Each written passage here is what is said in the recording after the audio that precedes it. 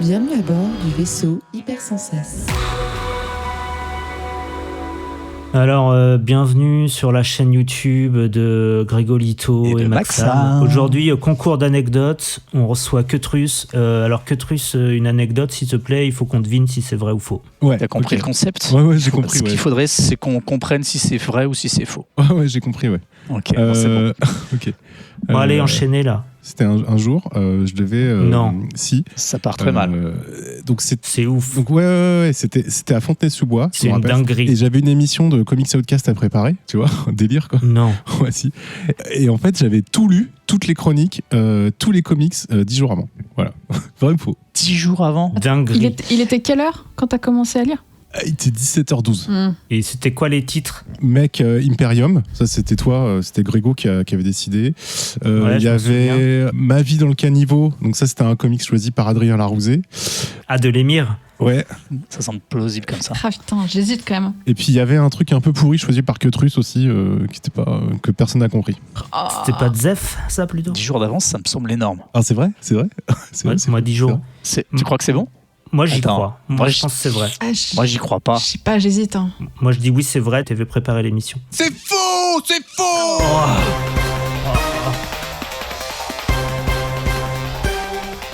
Bouya. Bouya et bienvenue nos petits patronautes. Appuyez sur la case bleue, mettez l'horloge et ça. Bon, on est nuls, on n'est pas youtubeur, on ne sait pas le faire. Vous avez effectivement reconnu cette merveilleuse parodie d'un couple célèbre sur YouTube qui se politise, mais ce n'est pas le sujet. Bienvenue donc dans Comics Outcast, 768e émission de ce podcast. Je sais jamais, bimensuel, c'est ça ? Bi-hebdomadaire ? Bimensuel, tout à fait. Bimensuel. Donc qui paraît tous les 15 jours sur vos ondes dans ce fantastique label qu'est le vaisseau Hypersensas. Dans cette émission, vous allez voir, nous allons traiter de comics, de quelques reviews, un petit focus dont on parlera tout à l'heure et un hors les bulles qui concerne en fait une œuvre souvent cinématographique. Je suis Queutrus. Mais pas toujours. Je suis Queutrus. Je suis très content d'être là et je suis pas tout seul évidemment. Sinon, ce serait peut-être bien au final en fait. Je me demande. Juste Queutrus et Z2E, non ? C'est un concept. Et à ma gauche, j'ai la pétillante et sémillante Nivrae. Comment vas-tu ? Eh ben ça va super bien. Je suis en vacances. T'es en vacances ? Bonnes vacances. Comme ça, j'ai l'énergie pour vous tous. Ouais. Ça, c'est cool. J'ai cru entendre que tu étais parti à Hyrule, c'est ça ? Oui, c'est trop bien. Il y a du soleil et tout. Il fait Je beau, bronze, ouais. c'est génial. Plus jamais je reviens. Pas de masque, j'imagine. Ouais, pas de masque. Je fais du cheval. Tu fais du cheval. Je fais du morse. C'est toujours Epona ou pas ? Ou c'est un autre cheval ? Ah non, moi je préfère les sauvages. Je fais les chasser. C'est le nom que tu veux surtout. C'est ça. Et est-ce que t'as le temps de lire quelque chose, de bouquiner Eh ben à ouais. Hyrule ? Vendredi, j'ai été faire une sortie en librairie et je me suis acheté les 3 derniers d'Urban Link. Surtout parce que je voulais Victor et Nora sur la belle histoire dramatique de futur Mr. Freeze. Et c'était très cool. Et voilà. Donc du coup, j'ai lu ça. Urban Link, Zelda, tout ça, ouais, je vois. Ouais, il y a un lien. Il y a un lien. Link. On avait une super blague d'intro. Oh là là, on l'a Ah, raté. dommage, on peut la Bon, bah, refaire. on refait. Non, mais je crois que c'est le dernier épisode où ils ont fait deux blagues d'intro, mais je crois que c'est interdit en fait. Ah. Non, c'était la blague d'intro, ensuite c'était l'émission. L'émission était une blague d'intro. Voilà. Et est-ce que tu peux nous teaser un petit peu le comics que tu vas nous présenter, Nivrae ? Il fera nuit. Très bien, ça me suffit. Il va faire tout noir. Je vais faire tout noir. Mais oui, tout noir. c'est ça que je lui ai dit. À ma droite, donc un représentant et un gérant de déchetterie. J'ai nommé Grégo. Comment vas-tu ? Et raconte-nous un peu ce changement de carrière. Changement de carrière. Oui, je suis conseiller en déchetterie désormais. Voilà, n'hésitez pas si vous avez besoin de conseils ou de recommandations sur quel bac choisir. Twitter, @grégocentrique, à votre disposition. Sur quel bac ? Le bac pour le béton ? Le bac pour béton, c'est céramique et gravat industriel. Ce sera recyclé en matériaux pour le BTP. Ouais, on pourrait presque en faire un podcast. Et du coup, est-ce que tu as le temps de lire ou est-ce que tu as ramassé des BD dans ces déchetteries Dis-nous tout. Eh bien, figure-toi que comme j'ai enchaîné avec l'émission précédente, j'ai finalement terminé ce que je devais lire pour l'émission d'avant, à savoir la biographie de Jack Kirby. Mais honnêtement, c'est un sacré pavé. Hein. Ça m'a pris quelques heures quand même à lire, mais c'était hyper intéressant, comme on avait discuté dans l'émission précédente. Est-ce que tu veux 20 minutes là pour en parler? Ouais, je veux bien refaire un petit débrief dessus. Ouais, vas-y. Et ça emmène tout droit vers New Gods, que je connaissais pas en fait. Donc je suis en train un petit peu de commencer ça. Excellent. Et un petit teasing aussi de ton. Un petit teasing de quoi on va parler. On va parler de robots et de muscles. Oui, bah ça. Que je peux en dire plus. Voilà. Je sais même Super, pas pourquoi il je fait te le coup demande. à chaque fois. Ouais, c'est ça. Et on va dire en face de moi, hein, pour cette salle virtuelle, Yes. c'est Sam. Salut Sam, ça va? Bonsoir, Catherine. Ça va et toi? Super. Écoute, moi c'est la fête. On est en train d'enregistrer un Comics Outcast. Tu veux participer? Tu veux bien? Bah allez, chaud. Ça va. Ouais, t'es chaud? Ouais, T'en c'est lis, parti. en ce moment? C'est comment? Installe-toi. Qu'est-ce que j'ai lu dernièrement? J'ai repris en fait et terminé Dans un rayon de soleil de Tilly Walden qu'on avait chroniqué, enfin dont on avait parlé avec Lulu dans le Comics Outcast numéro 151. Qu'est-ce que je viens juste de finir aussi de relire Shangri-La après Carbone et Silicium. J'avais très très envie et ça fait bien plaisir. Et puis oui, je lis pas mal de choses. Il y a du Doggy Bags, là il y a le dernier qui est sorti, qui est dans ma liste de lecture. Là c'est celui que je vais attaquer demain. Et puis pas mal d'autres choses. Ouais. Salut. Sally. Ah oui, Salut. Oui, d'accord, je me disais Salut. qui était cette dame. Ouais, c'est cool. Ouais, on va se refaire un petit focus Doggy Bag quand ils en ont sorti 10 des nouveaux. Hein. D'accord. Ouais. Je crois que t'es pas au courant, mais ils ont arrêté là. Le dernier qui est Non, sorti, je suis c'est pas le au courant. final. En ce moment, Et je voilà. vis dans une cave, donc je n'ai aussi au courant de rien. C'est terrible. C'est pour ça que je fais host. Hein, sinon, si j'avais des compétences en lecture, je ferais chroniqueur. Ça s'appelle le déni. Tant mieux pour toi, tu restes dans un monde merveilleux où Doggy Bags continue. C'est vrai. Et ça, c'est un beau monde, il faut le dire. Et j'ai envie que tu nous teases un peu quand même ton comics là, parce que c'est mon préféré des trois. Hein. Je veux pas faire de préférentiel, mais bon. Et bien ce soir, pour vous, je reviens à mes premiers amours, mes amours de jeunesse. Oh, c'est si bien dit, c'est beau. Je suis sûr qu'ils vont deviner dans le chat, parce que oui, on est en direct sur Discord, les patronautes nous suivent, et on en parlera tout à l'heure, mais si vous voulez avoir cette chance d'avoir les préparations de blagues d'intro, bah, il faut devenir patronaute, et ça c'est un privilège que toute homme ou femme a envie. Ouais, c'est ça vaut le coup, exactement. Parce qu'on le dit pas assez, mais il y a effectivement une préparation avant la blague d'intro. Fausse anecdote. On dirait pas comme ça. Et quelle préparation! Et souvent, on l'a fait en anglais en plus. Donc c'est incroyable. Et j'allais oublier celui qui est derrière moi, on va dire, Adrien Larouzet, notre réalisateur ce soir. Est-ce que tu es là? Oui, bonsoir. Bonsoir. Bonsoir Adrien, comment t'appelles-tu? Oui. Écoutez, je me présente, je m'appelle Adrien, je suis Bonjour, réalisateur de podcasts en amateur. Fantastique. Merci. Donc tu nous suivras et tu nous enverras des jingles ou des petits bruits comme celui-là par exemple. Exactement comme par exemple celui-là. Ah ouais. Voilà, Ok. donc une émission de qualité avec des bruitages de qualité. Exactement. Haute définition.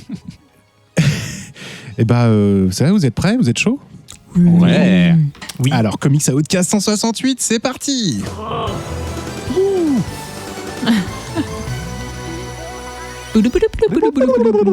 C'est spécialement pour toi, Grégo. Je sais que tu les as réclamés. Eh ben, je m'engage à jouer le jingle à la guitare à la prochaine émission. Oh, Voilà, j'ai acheté une guitare. alors là, c'est enregistré et t'es obligé de t'étonner. Donc, première partie de l'émission, première partie de Comics Outcast, nos chroniqueurs préférés vont nous reviewer. Mot très dur à dire. 3 comics, souvent récents, et le petit jeu, c'est que chacun des chroniqueurs et chroniqueuses doivent lire les 3 premières issues et donner leur avis dessus. Première review, ça va être Nivrae qui va s'y coller. C'est donc Noctera, d'où le rapport à la nuit, qui est sorti chez Image Comics en mars 2021. Écrit par Scott Snyder, illustré par Tony S. Daniel et je crois mis en couleur par Tomeu Morey. Et je crois que c'est une mini-série, mais Nivrae va nous en dire un peu plus. Exactement. Alors, il n'y a pas de numéro annoncé, mais on suppose que ça se termine au 6e. Donc, ça va pas tarder. Actuellement, il n'y en a que 3 de sortie. La 6e, elle doit être prévue pour cet été. On est sur une histoire très sombre, comme le dit le titre Noctera. Ça commence par un petit passage dans le passé. On nous présente Val, qui est une orpheline née avec une maladie des yeux. En gros, elle a les cataractes qui merdent. Donc elle voit comme si on lui mettait des mains devant le visage. donc elle ne voit pas clair.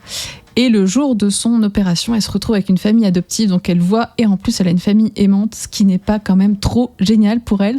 Sauf que le monde s'effondre et la lumière disparaît. En fait, il n'y a plus de lumière du soleil. On ne sait pas exactement ce qui se passe au départ du comics. Et elle va devoir s'adapter avec sa famille pour survivre à tout ça. Et ensuite, on bascule 10 ans plus tard, et elle est devenue une sorte de pilote passeur de marchandises et d'êtres humains. En gros, elle conduit un méga semi-remorque pour déplacer les gens. Elle gagne sa vie en gagnant en fait des batteries, donc de l'énergie, du courant, parce que effectivement, la lumière n'est pas revenue. Et cette absence de soleil en fait provoque des métamorphoses chez les êtres vivants, donc les animaux autant que les humains. Ils deviennent ce qu'ils appellent des shades. Alors, je traduirais ça plus ou moins en ombre ou en nuance. En gros, c'est des espèces de monstres dont le code génétique a été modifié, quoi. Tu pars d'un humain qui a été muté. Alors, ils n'appellent pas ça des mutations, c'est vraiment des métamorphoses. Et du coup, les humains qui veulent survivre, ils doivent vivre sous de la lumière artificielle, donc bien sûr avec des batteries pour pouvoir rester en vie le plus longtemps possible. Et il se trouve que son petit frangin a été touché par ces fameuses shades et va potentiellement clamser. Donc voilà, elle va tout faire pour essayer de le sauver. Et le tout faire va se dérouler dès les 3 premières issues. On comprend très, très clairement ce qui va se passer.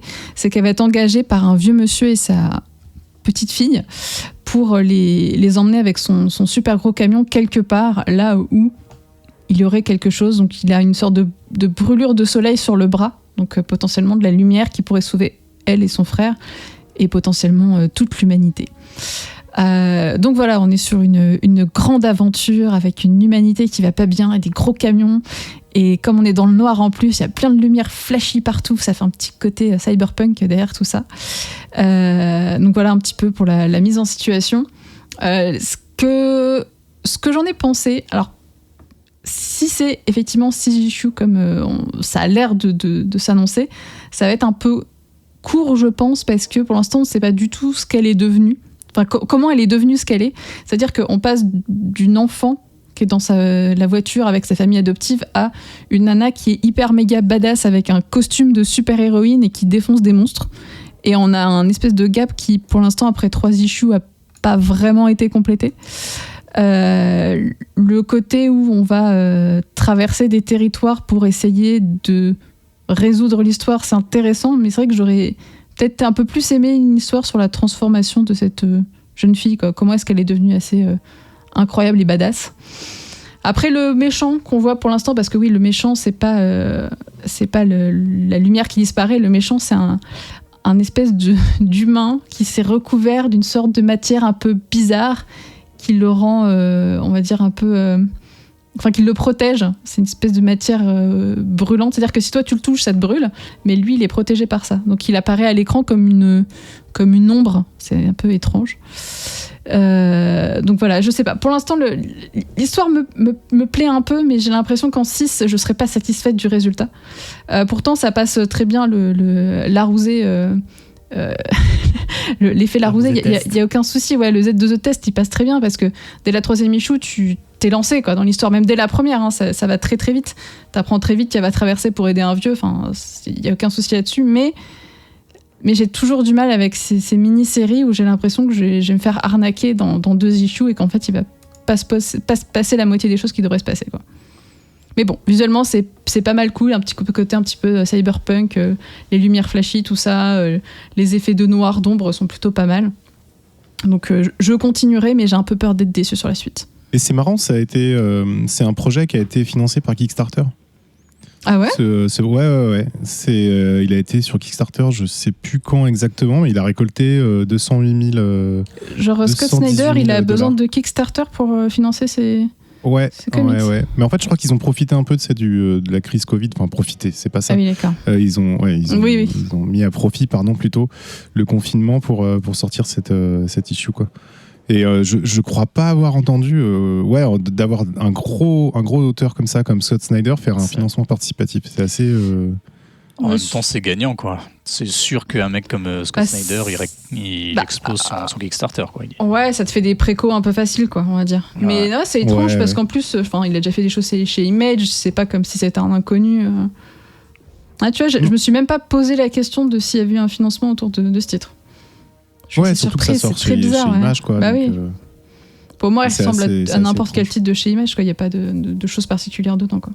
Et donc, effectivement, c'est une mini-série. Hein. Ils annonçaient 6 avec le Kickstarter. Et il y avait des trucs cool. Ils proposent aussi des masterclass pour les plus hautes participations, etc. Donc, c'est assez étrange. Je n'avais pas du tout vu passer. Oui, j'avais une petite question. C'est Rated M, donc mature. Est-ce que ça se voit ? Est-ce que c'est lisible ? Ouais, disons que les combats sont un petit peu violents. Donc oui, il y a un petit peu... c'est surtout de la violence, quoi. D'accord. Donc oui, ça me semble assez justifié, ouais. Ok. Qu'est-ce que tu en as pensé, Sam ? Écoute, moi, sur ce titre, je suis à la fois mi-figue, mi-raisin, dans le sens où... comment dire ?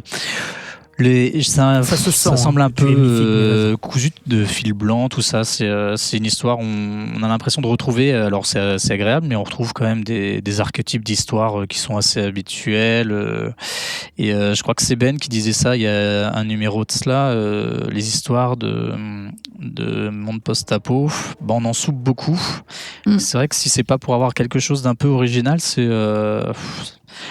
un peu décevant. Et alors après, tu as Scott Snyder qui est présent, qui met son nom, donc tu t'attends à quelque chose de plus construit que ce qu'on a dès le début.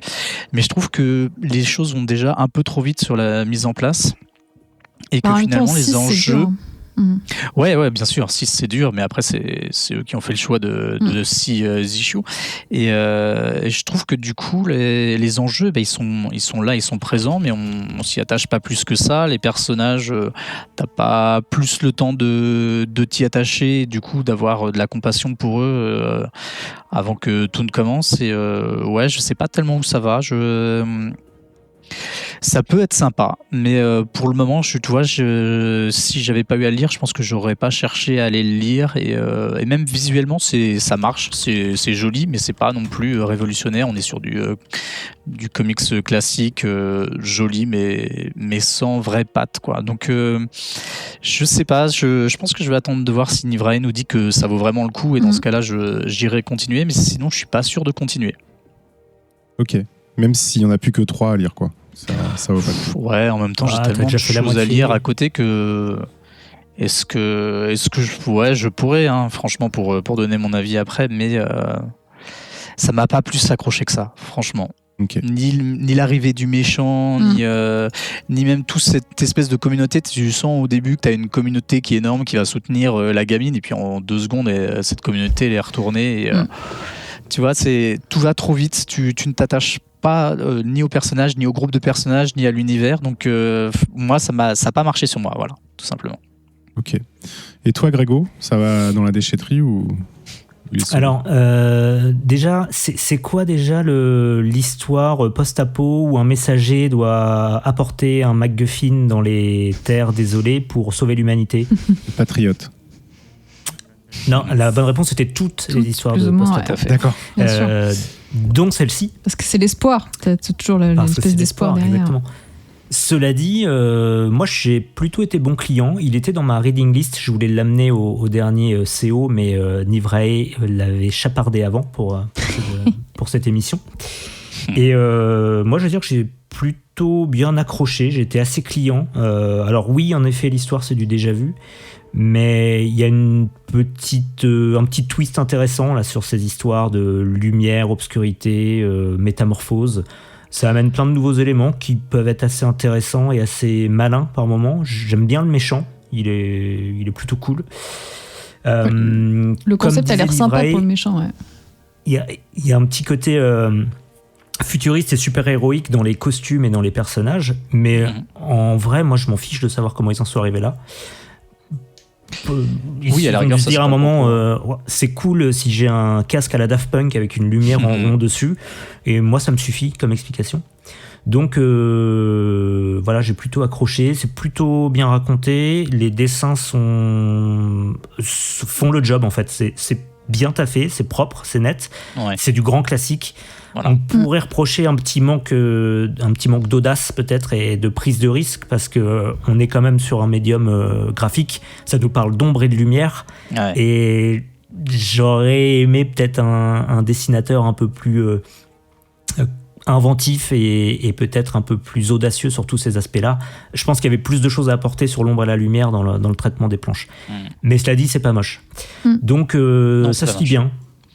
Ça se lit bien. Moi, je pense continuer. J'ai plutôt apprécié. Et je pense que, attention, je vais peut-être spoiler la suite, mais ce soir, c'est le titre que j'ai le plus apprécié. Oh, ouais, comme ça, tu teases comme ça, quoi. Ok, pas de souci. Ouais. Moi, j'aimais bien la couve, ça m'a fait repenser un peu à Witchblade, à l'ancienne, avec les trucs derrière. Enfin, moins, moins typé, moi, j'ai déjà bloqué Mm. sur le titre tel qu'il est écrit, la typo, enfin pas la typo en elle-même, mais la mise en place avec cette espèce de contour, ce petit liseré d'ombre qui vient s'accrocher. J'ai l'impression d'être sur. En voyant la couve comme ça, j'ai l'impression d'être dans les années 90, quoi. Et Ouais, exactement. Oui, les années 90 sont à la mode, hein, c'est la décennie des années 90. On était pas sur les années 80 normalement. C'est-à-dire qu'on Ça va revoir augmente les coupes de tous cheveux les ans. à laver. Ouais, tu vas avoir des épisodes spéciaux de Friends, de ça Prince de commence. Bel-Air, etc. Aïe, aïe, aïe. Bon. Bien. Du coup, Hélène, toi, Nivrae, pardon. Tu vas continuer ou pas?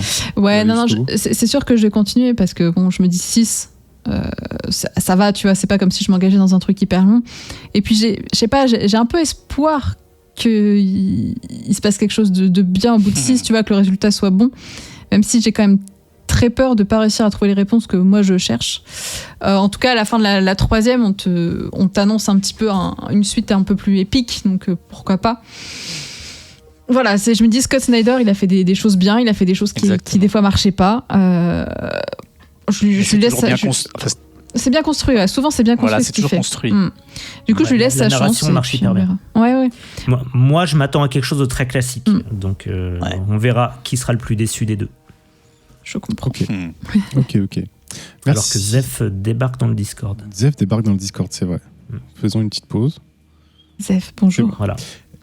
Merci Nivrae pour cette chronique. Donc c'était Noctera chez Image Comics, une mini-série en 6 issues, et je crois que la dernière sortira en août. En tout cas, c'est ce qui est Ouais, c'est cet été. annoncé sur le site Image. Ouais. On va passer à la deuxième review. Et bon, cette deuxième review, c'est un peu... c'est une rechute, quoi. C'est quelque chose... Qu'est-ce que t'as fait, Grégo, en fait, quoi? T'es retombé? Parce que...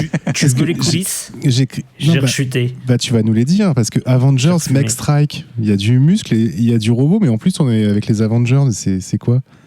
Alors, laisse-moi kiffer la vibes avec mon mec. Avec ton mec. Vas-y.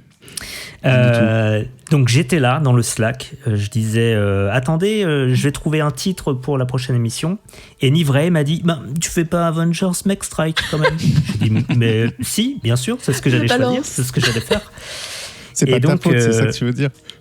Bah c'est pas de ma faute, mais je pense qu'en fouillant un peu je serais vite tombé dessus, et de toute façon il allait tomber, c'était sûr, c'était inévitable. on pouvait pas passer à travers. La couverture, c'est quoi? C'est les Avengers, mais dans des mechas, tout simplement, à la sauce un peu Transformers. Donc, moi, j'ai dit oui. Et bien sûr. Bien sûr, bien sûr. De quoi nous parle ce comics? Quel est l'objectif de ce comics en soi? Nous vendre très probablement des jouets et des nouvelles gammes de figurines. Donc, j'imagine un petit peu la réunion chez Marvel. Les gars, il faut qu'on fasse des Avengers avec des mechas. Il nous faudrait un scénario. Qu'est-ce qu'on pourrait faire? Un truc post-apocalyptique avec un messager qui... Non, pas ça, on a déjà fait. Plutôt, est-ce que quelqu'un a vu Pacific Rim? Et je pense que personne n'avait vu Pacific Rim. Donc, le seul scénariste qui a vu Pacific Rim a tout simplement repris le scénario de Pacific Rim. Donc, on a des kaiju biomécaniques. Ça va être la subtile différence avec Pacific Rim, qui pop sur Terre régulièrement. Alors au début c'est toutes les semaines, puis tous les 2 jours, puis toutes les 3 heures. Et les Avengers, évidemment, sont présents pour au début défendre et combattre le premier kaiju. Alors c'est une version un petit peu, je vais dire, canonique des Avengers, puisqu'il y a tous les éléments phares. Et comme par hasard, peut-être ceux qu'on retrouve aussi dans le MCU. Hein. Donc ça doit jouer aussi pour la future campagne marketing. Mais donc ils combattent ce premier kaiju qui est assez difficile à combattre. Et au final, grâce à un subtil coup d'esbrouf de Black Panther qui devine que le kaiju ne va pas être capable de digérer le vibranium, il arrive à le détruire de l'intérieur et à récupérer un petit peu le cœur, si vous voulez, du kaiju. Et en analysant un peu ce cœur avec Tony Stark, ils vont se dire ce cœur, tout ce qu'on peut en détecter, c'est que c'est le numéro 3. Ça veut dire qu'il y en a au moins 2 autres. Et ils se disent oh là là, mais comment on va faire pour tuer tous ces kaiju? Et Tony Stark arrive avec la solution, puisque sur son temps libre, pendant que certains enregistrent des podcasts ou lisent des comics, lui il fabriquait juste des mechas pour tous ses potes, mais sans leur dire. Il attendait la bonne occasion. Donc la bonne occasion est arrivée. Pourquoi des mechas? C'est ça. Pourquoi des mechas? Eh bien, pourquoi la question est ouverte. Pourquoi des mechas? J'ai pas saisi l'intérêt. Et pourquoi Mais ils sont bref, si petits, ok. surtout? Ils sont tout petits. Alors, Non, ils font pourquoi 4 sont si mètres à petits peu près de haut. On va y revenir, voilà. D'accord. On va y revenir. 3, Les effets d'échelle et les effets d'annonce, on va y revenir. Donc, les kaiju arrivent et chacun dans son mecha, ils se séparent en groupe de 2 et ils vont tataner du kaiju. Des combats épiques en une petite case dans un coin, avec des splash pages sur Tony Stark et Black Panther qui sont en train de se gratter la tête sur le cœur du premier kaiju qu'ils sont en train d'analyser. Et voilà, et c'est à peu près là que se termine vraiment l'impact et l'intérêt des mechas, puisqu'ensuite ils vont découvrir la source du problème. Alors ils ont imaginé toutes les éventualités, une dimension parallèle, Docteur Fatalis, Magneto, etc. Et non, finalement d'un coup ils se disent mais non, ça vient du futur les gars. Et là du coup il y a Kang le conquérant qui débarque, je crois que c'est ça, ouais. Et qui dit oui, je viens du futur et je sais même pas ce qu'il veut faire d'ailleurs. Voilà, comment chier sur un perso quoi. Ouais. Et au final là ça part dans du Marvel Avengers grand méchant classique. Ça a un petit parfum de gros crossover qui aurait pu faire un event sur toute une année, sur toute la collection Marvel. Mais c'est juste là pour vendre un petit peu l'action épique avec les mechas. Seulement, à partir du moment où Kang intervient, on a les Avengers qui se battent en mecha, mais ça n'apporte strictement rien à l'histoire. On pourrait très bien être en costume normal. Voilà, je ne vais pas aller plus loin. On imagine qu'après, ils vont finir par gagner et battre Kang. Globalement, c'est quand même formaté, je pense, pour les enfants. Faut pas se voiler la face, ça va être un one-shot, une histoire des Avengers pas du tout canonique qui va se tirer à part et qui va un peu bourriner, qui nous prend un peu pour des bœufs parce que en effet, les mechas ils sont présentés au début, mais après il y a plus d'intérêt, en tout cas jusqu'au numéro 3. Peut-être y en aura-t-il à la fin. Les dessins sont de bonne qualité. Le design des mechas, en revanche, je le trouve moi hyper décevant. Ça sent pareil la réunion. Vas-y, dessine-moi des mechas pour les Avengers pour voir. Je sais pas, on pourrait faire ça, comme ça, comme ça. Ouais, elle est vendue et puis hop, c'était terminé. Non mais le Spider-Man est tellement un foirage. Ouais. Il ressemble à une grosse boule. À quoi ça sert de donner un mecha comme ça à Spider-Man? C'est clair. Et où je voulais en venir, et du coup gros défaut à mon sens en plus, c'est les effets d'échelle qui sont pas du tout rendus. À quoi ça sert d'être dans des mechas si t'as l'impression quand tu lis les cases que c'est des personnages de taille normale? Voilà. Donc globalement, pour votre petit cousin, vous lui achetez une figurine mecha au passage, la BD quand elle sortira en FR, et tout le monde sera content, tout le monde passera un bon moment. D'accord, une belle recommandation de Noël. Voilà. En mai. Nivrae, tu en as pensé quoi? Écoute, c'est moi qui ai suggéré ça à Grégo, je me sens à peine coupable. En fait, je te remercie, je ne l'aurais regrette choisi pas. de toute façon. Non mais c'est sûr. En fait, quand j'ai vu la cover, je me suis dit oh là là, ça c'est forcément pour Grégo. Bah oui. Du coup, j'avais lu quand même la première issue avant parce que je m'étais dit si c'est vraiment nul à chier, mais jamais je le souffle. Et puis je me suis un peu marrée. Qu'est-ce qui s'est passé? Mais non, mais je me suis marrée parce que c'est tellement con comme truc. En fait, c'est hyper distrayant parce que c'est Kong. Ouais, alors tu le savais pas la première, mais non, mais en vrai c'est distrayant, tu vois. Ça te demande pas grand chose comme effort. C'est ouais, tu sens derrière le petit.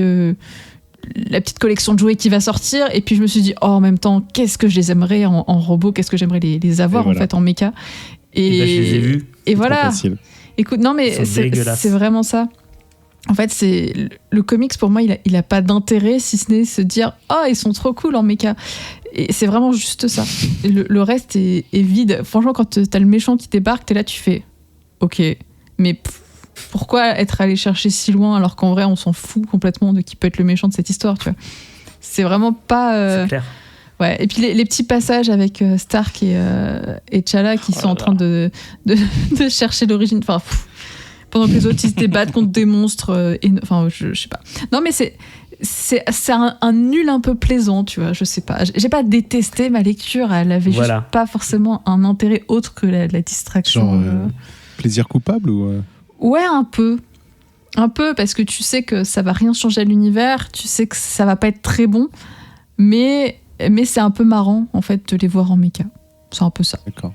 Et toi, Sam, tu vas l'acheter pour ton fils et le lire après, ou tu vas l'acheter pour toi Je vais pas l'acheter du tout. Non, il aurait pu y avoir un plaisir coupable, mais uniquement s'il y avait eu quelque chose de cool derrière. En fait, les mechas, je les trouve vraiment ratés pour le coup. Je les trouve pas du tout dans l'esprit des personnages qui sont censés refléter. Ils sont tous extrêmement mastoc, ils sont pas jolis. Celui de Thor est affreux, celui de Spider-Man, il reflète pas du tout. Il reflète pas du tout l'agilité que peut avoir le personnage. Non, il y en a aucun qui me plaisent vraiment. Visuellement, c'est ok moins, avec des tronches pour les personnages qui sont pas possibles. Un Iron Man un Tony Stark qui a une tête d'acteur porno des années 70. Je peux pas dire.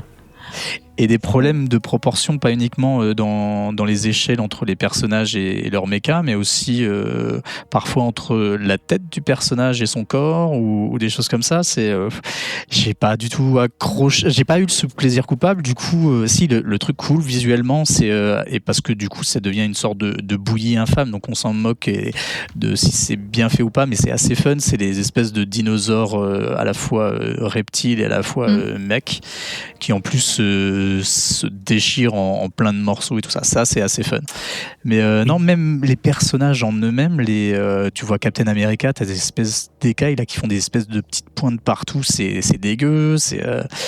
Non, j'ai aucun plaisir. L'histoire, elle est inintéressante, mais encore une fois, comme disait Nivrae ou Grégo, c'est pas le propos. Seulement, j'ai pas ça non plus auquel me raccrocher. Je l'achèterais pas. Mais j'aurais aimé qu'il y ait un truc fun avec des mecha Avengers. Ça m'aurait plu. Oui, exactement. Et on regretterait presque qu'il se soit pas un peu plus inspiré des titres japonais ou des designs. Carrément. Là, c'est vraiment du gros Transformers moche. Mais j'ai vu les jouets, comme je disais tout à l'heure, ils sont très moches. Ouais, la première gamme, en tout cas. Dans l'idée, je me dis, il se serait inspiré rien que des espèces de robots qui ont été proposés par Lego dans leur gamme, ce serait déjà plus fun, quoi.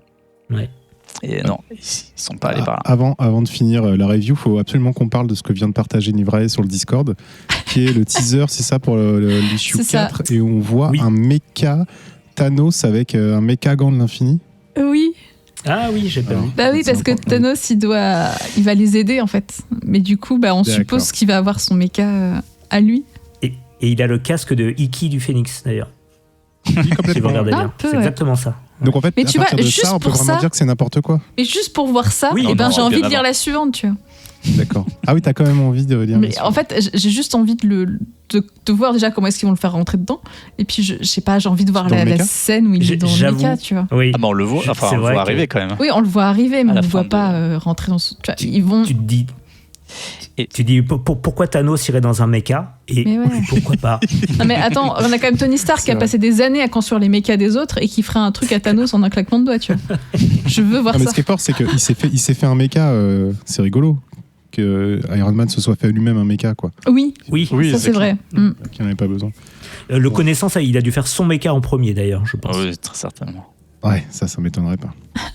Bon, bah, non, mais Hulk en méca, enfin bref. Oui, c'est ça. Bon. Eh bien, voilà, c'est un avis pas très mitigé. Non, mais c'est dommage. On est passé mitigeur, à côté d'un truc qui aurait pu être drôle. Je pense qu'en tant qu'adulte, on n'est pas la cible, c'est ça. Oui, complètement. Ouais. Ça se lit très facilement, à mon sens. La cible, c'est les enfants pour vendre les jouets. D'accord. Et c'est une mini-série, ça va se finir ou... Ouais, je crois que c'est 5 épisodes en plus.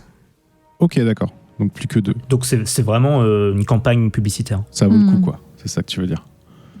C'est comme ça qu'ils jouent, c'est top. Il y a des mechas, ils vont sortir des figurines, c'est top. Pour acheter les jouets, comme ça, Faites ce que on vous saura voulez. ce qu'on achète. Faites ce que vous voulez. On m'a forcé à faire cette review, faites ce que vous voulez. Grégo 2021. Très bien, bah merci en tout cas. On va passer à la dernière review de cet épisode. Et c'est la dernière, c'est la meilleure. Ça s'appelle Young Hellboy, donc c'est forcément bien. C'est sorti chez Dark Horse en février 2021. Alors à l'écriture, j'ai vu Mike Mignola, mais je pense qu'il a juste prêté son nom. Sinon, c'est Thomas Niegowski. À l'illustration, Craig Rousseau. Et à la couleur Dave Stewart, bien sûr. Et là, par contre, on est sur une... Alors en fait, oui, le titre complet, c'est The Hidden Land, c'est ça, hein? Ouais, je pense que ça va être un peu comme les autres séries Hellboy. Il y aura plusieurs histoires de Young Hellboy qui vont arriver. Et donc celle-ci, ce serait un peu la première. Exactement. Et c'est en 4 issues. Qu'est-ce que tu peux nous dire dessus ? Eh bien, alors déjà pour raconter comment je l'ai choisi, puisqu'on en est là, puisque Grégo a raconté comment il l'a choisi. En fait, je suis venu sur le Slack en disant bon, allez, je me mets sur la prochaine. Faut juste que je trouve un titre. Et là, dans la seconde, il y a notre très cher Ben qui m'a envoyé juste l'image de la cover du Young Hellboy et j'ai dit ok banco. Donc merci à Ben. Pas vos issues, moi. Je trouve. Et pourtant. Et donc, qu'est-ce que ça raconte ? Ça nous raconte donc un jeune Hellboy qui, Hellboy vraiment quand il est tout enfant, quoi. Surtout qu'on sait qu'il a une croissance très très rapide. Donc c'est au tout début de son histoire. C'est en 1947. Si je dis plus de bêtises, il est arrivé sur Terre en 1944 et là, il a à peu près les traits d'un enfant de, je sais pas, 8-10 ans, un truc comme ça. Plutôt 8, je pense. Et donc, il est avec le professeur Bretton Holm. Pour ceux qui ne connaîtraient pas, c'est le détective du paranormal qui était présent lorsqu'il est apparu, qu'il est arrivé sur Terre par la présence des nazis et de Rasputin, et qui l'a recueilli et élevé. Et donc là, le professeur Bretton Holm l'emmène dans un voyage en avion vers le Pérou. Le petit Hellboy, il est tout content, il rêve de combattre des momies aztèques à la façon dont pourrait le faire son héros préféré de Pulp, c'est le Lobster Johnson. Seulement voilà, dans l'avion, il y a un personnage à la silhouette un peu étrange, type chapeau et un père qui tient une croix dans sa main, qui les suit. Et donc voilà, bon, ils sont pas nombreux, ils sont 3 dans l'avion plus les 2 pilotes. L'avion s'envole et donc voilà, Hellboy discute, il voit plein de choses, il papote pas mal et puis au bout d'un moment il se dit que le mec bizarre, le mec dans l'avion avec eux, il est un peu bizarre et il en parle au professeur. Le professeur lui demande s'il peut rendre service à ce monsieur et celui-ci rétorque que non. C'est lui qui va aider l'humanité en essayant de tuer le monstre qu'il a fait venir sur Terre. Donc il sort une arme et plutôt que de tirer sur Hellboy, il va tirer sur les 2 pilotes. Est-ce que c'est une bonne idée ? Pas sûr. Et suite à ça, il va sortir un poignard en forme de croix, pareil, de crucifix, pour tenter de tuer Hellboy. Dans tout ça, dans la lutte acharnée entre Bretton Holm, qui va essayer de défendre le petit Hellboy, et cet individu, le petit Hellboy, lui, va essayer de redresser l'avion tant bien que mal. Seulement, l'avion va s'écraser en pleine mer, et du coup, ils vont se retrouver un petit peu perdus. Mais très vite, en fait, ils se retrouvent donc perdus proche d'une île et des crabes géants arrivent tout autour d'eux, attaquent l'espèce de taré fanatique qui veut tuer Hellboy. Et ils se retrouvent coincés sur une île sauvage où on va croiser des gorilles de grande taille, des populations un petit peu disparues et des dinosaures et autres créatures. Ça vous rappellera sans doute des choses. Voilà un petit peu pour la présentation. Je ne vais pas vous en raconter plus parce que c'est une mini-série en 4. Et donc voilà, on est un petit peu sur ce genre d'histoire qu'on peut trouver parfois dans Hellboy, c'est-à-dire on reprend un classique et on le remet un petit peu à notre sauce pour raconter une autre histoire. Moi j'ai trouvé ça assez distrayant. C'est pas l'histoire du siècle, c'est pas la meilleure histoire d'Hellboy, mais il y a beaucoup de choses qui m'ont plu. On revient sur des histoires, donc vous l'aurez compris, à la King Kong et autres, et aussi à des histoires un petit peu d'aventuriers, d'Indiana Jones, et en même temps des histoires, tout le folklore qu'on peut trouver dans les pays du Pérou, et du coup tout ça mis ensemble de façon assez judicieuse marche plutôt bien. Je leur dis, c'est pas une grande histoire d'Hellboy, ça va pas casser des briques non plus, mais c'est assez plaisant. Au niveau du trait, c'est OK plus pour moi, c'est-à-dire que ça fonctionne, mais on pourrait avoir quelque chose d'un peu plus graphique aussi, notamment parce qu'on a ces couvertures au début.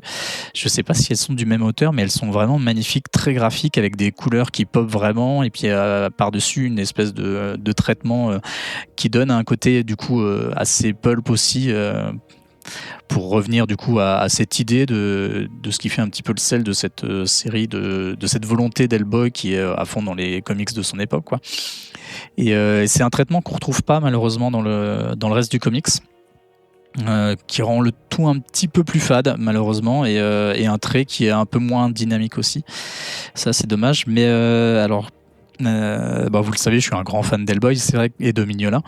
Et quand je lis ce genre d'histoire, j'ai aussi un peu la tendance à m'imaginer comment l'aurait dessiné Mignola. Et c'est vrai que tout de suite, ça a une autre saveur, ce genre d'histoire, et ça part un peu plus en quelque chose de fable. Et tu te rends compte que si ça avait été traité par Mignola, tout de suite, ça serait beaucoup mieux passé. Et en faisant ce petit effort là en plus, je trouve que ça prend un cachet supplémentaire. Voilà, c'est une histoire sympathique. Franchement, c'est pas la meilleure porte d'entrée pour découvrir Hellboy. Ça donnerait pas une vraie idée de ce que c'est, mais c'est détente, et je pense que ça peut très bien marcher avec des enfants. Il y a quelque chose d'assez chouette, notamment parce que le personnage est un enfant, mais aussi parce que l'histoire est assez courte et pas plus profonde que ça. Elle est chouette, mais sans grands enjeux, donc je pense que ça fonctionnerait. Voilà, mais j'aimerais bien connaître l'avis de mes petits camarades. Bon, est-ce qu'on apprend quand même des choses sur l'histoire d'Hellboy, des choses qui n'ont pas été révélées dans les autres Non, bouquins ? pas dans ce volume-là. Non, pas trop. Pas dans les 3 premières issues sur 4, je pense que non, je pense qu'on n'en saura pas plus. C'est vraiment une parenthèse un peu légère dans l'univers d'Hellboy. Exactement, ouais. Ok. Grégo, qu'est-ce que t'en as pensé ? Oui. Tout en sachant que t'as pas le droit de critiquer Mignola et Hellboy. Ah, j'ai pas le droit. Fais ton Non. non. Bah non. C'est contractuel. Livrae, alors, qu'est-ce que t'en as pensé ? Non, vas-y. Non, alors, je parlais de Avengers Mech Strike, qui était à mon sens plutôt destiné aux enfants. Mm-hmm. Il en va de même pour ce titre, selon moi, qui m'a plutôt rappelé... alors, c'est peut-être du coup mon dernier numéro de Comics Podcast, et peut-être que vous ne m'entendrez plus jamais, mais moi ça m'a rappelé Pif Gadget, le voyage de Pif, l'île maudite, l'île incroyable. Des crabes géants, des singes, il y a une non, mais c'est pas faux. Et voilà, donc à mon sens, c'est plutôt destiné aux plus jeunes. En tout cas, je leur destinerai. Du coup, ce qui m'a un peu embêté, c'est qu'il y a certains passages un peu j'exagère. Il y a un peu de sang par moment. Oui. C'est ce qui m'a fait me dire, mais c'est pour qui en fait ce titre ? Et voilà mon opinion. Après, c'est agréable à l'œil, hein. Mais c'est pareil, c'est très finalement c'est un dessin et un trait, des couleurs très douces par rapport à ce que j'avais déjà un peu lu d'Hellboy et surtout de Mignola. Ça tranche quand même un peu avec l'ambiance générale. Et de même, en effet, comme tu le soulignais, Ketrus, j'ai pas eu l'impression que ça approfondissait énormément l'univers. Voilà, donc je serais plutôt dans la retenue pour ce titre et je le recommanderais encore une fois pour votre petit cousin avec un Avenger Mech Strike à Noël. Et toi, Nibrae ? Alors, je suis pas une méga fan de Hellboyverse. J'ai rien contre, mais c'est vrai que c'est pas un univers qui me touche en particulier. Mais déjà, ce qu'on peut noter, c'est que on n'a pas besoin de connaître l'univers d'Hellboy pour comprendre quelque chose aux comics.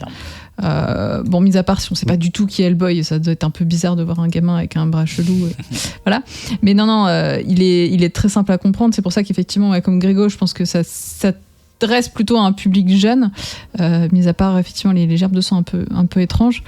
Moi, ce qui m'a plus dérangé, parce que c'est pas l'histoire, je m'attendais à un truc assez enfantin côté histoire, mais c'est les dessins. Des fois, il y a une espèce de feignantise qui m'a énervée où, au lieu de dessiner les personnages, ils font des ombres vite fait vues de dessus.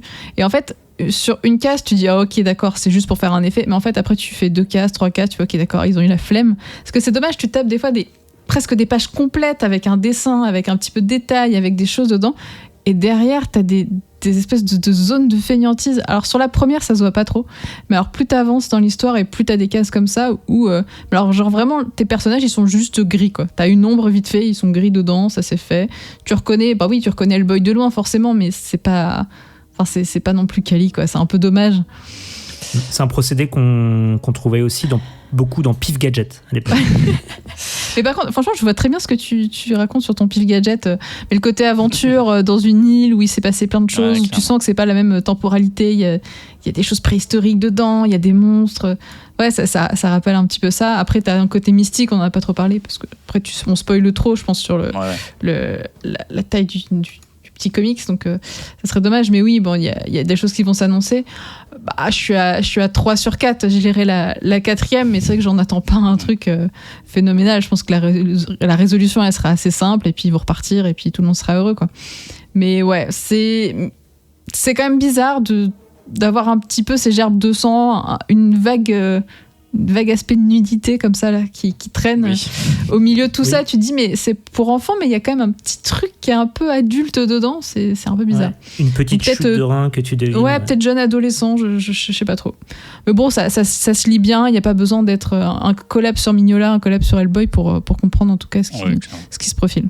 Donc plutôt encore un récit léger, plutôt à destination des plus jeunes, quoi. Plus jeunes, mais sous surveillance, quoi.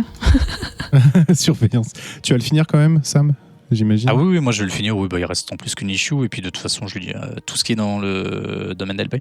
C'est vrai que et pour revenir sur ce que disait Nibrae, sur ces cases aussi avec les ombres ou les zones pas très bien terminées. C'est vrai que j'adore le travail de Dave Stewart, mais je trouve que là-dessus, il n'a pas poussé non plus. Et je pense que la colo aurait pu aider.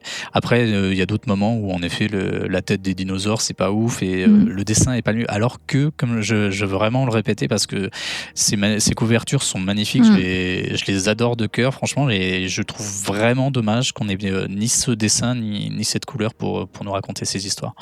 C'est vrai que c'est étonnant de Stewart. Oui, ouais. Pour le coup, les mêmes dinosaures dans Avengers Mech Strike sont mieux dessinés. Plus de détails. Voilà. On a aussi des T-Rex. Ah là, c'est dur. C'est plus sous mode bouillie, quoi. Donc, Young Hellboy en dessous de Avenger Mech Strike. Très bien. Ça va être 2 blâmes pour Grégo. Voilà. Heureusement que tu es là tout ce soir. Bon, merci à vous, merci Sam pour cette review. Un petit récap. Donc, Nibrae nous a présenté Noctera chez Image Comics, un récit post-apo bien mais pas top et déjà convenu, c'est ça? Grégo nous a présenté encore une de ses addictions, Avenger Mech Strike. Donc les Avengers, les Vengeurs en mecha, pareil, pas trop d'intérêt d'après ce que j'ai compris. Et Sam, Young Hellboy, une aventure courte et légère sur le jeune Hellboy, plutôt destiné aux enfants. Merci beaucoup, merci à vous 3 et on va passer au focus. Tip tap Adrien, mais le jingle. Et avant d'entamer le focus de cette émission, je voudrais vous parler des réseaux sociaux. Cette invention du XXe siècle formidable qui nous permet de communiquer avec vous, surtout de vous prévenir quand une émission sort, de son sujet, etc. Et puis aussi de toutes les actualités attenantes au vaisseau Hypersensas. Comics Outcast, vous pouvez nous retrouver sur Twitter, sur Instagram, sur Facebook. Facebook, on a un groupe dédié à la parole des comics qui s'appelle le Bouya Comics Club, qui est ouvert à tous. Je vous invite à nous rejoindre pour nous partager vos comics préférés. Et on a également aussi le Discord du vaisseau Hypersensas. Vous trouverez facilement le lien normalement sur le site ou en tout cas sur nos réseaux sociaux. Voilà, où on discute de tout. On discute de tous les podcasts avec des gens géniaux. Il y a aussi un boudoir patronaute où les gens peuvent venir nous écouter en direct comme ce qui se fait en ce moment même. Voilà, je vous invite aussi à vous abonner au Twitter du vaisseau Hypersensas parce que c'est le hub central qui regroupe un peu toutes les émissions et on essaie de retweeter un peu tout ce qui se passe sur les différents comptes. Et comme on commence à avoir beaucoup d'émissions, on a pas mal de comptes différents. Je pense aux deux nouveaux, Riette pour Mon Carnet ou Charles Eddy pour Cinécure, un nouveau podcast sur le cinéma. Donc voilà, lâchez un petit abonnement, un petit like où vous pouvez, où vous voulez surtout. Et puis comme ça, vous ne manquerez rien. Donc dans cette deuxième partie d'émission, nous allons faire un focus, donc on va aller un peu plus en détail sur soit une œuvre, soit un personnage, soit sur un bouquin qui parle de l'univers des comics. Et aujourd'hui, ça concerne le personnage de MODOK et c'est Nivrae qui va nous en parler. Et oui, et je vous en parle parce que juste après dans l'heure les bulles, on va aussi parler de MODOK. Et je pense qu'on est plusieurs dans le monde à ne pas savoir qui c'est, à part un espèce de petit nerveux sur un fauteuil volant. Et donc j'ai été chercher un petit peu pour savoir qui était MODOK, quelles étaient ses intentions, à quel point il était mauvais, qu'est-ce qu'il cherchait dans la vie. Donc MODOK en fait c'est George Tarleton, qui était un technicien lambda, genre un mec complètement banal, qui bossait pour une organisation criminelle qui s'appelle Advanced ID Mechanics, donc AIM.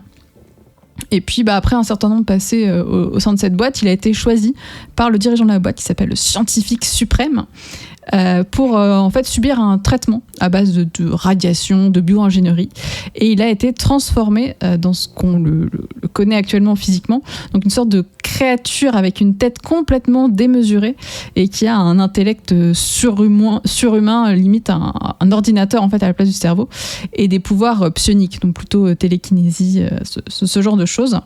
Et au départ, il est appelé MODOK, M-O-D-O-C, pour Mobile Organism Designed Only for Computation, donc un organisme mobile conçu pour calculer.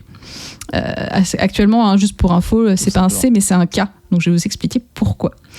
Donc son rôle au sein de AIM était de comprendre la structure de l'espace-temps et de permettre la création du premier cube cosmique de la Terre. Bien sûr, cube cosmique qui a été volé après sa construction par Crâne Rouge, et MODOK a commencé à péter un câble, tout simplement. En fait, quand tu as un cerveau qui est énorme, il y a un moment où là-haut ça travaille, et du coup il assassine pas mal de monde et il s'autoproclame comme nouveau scientifique suprême et il change son nom.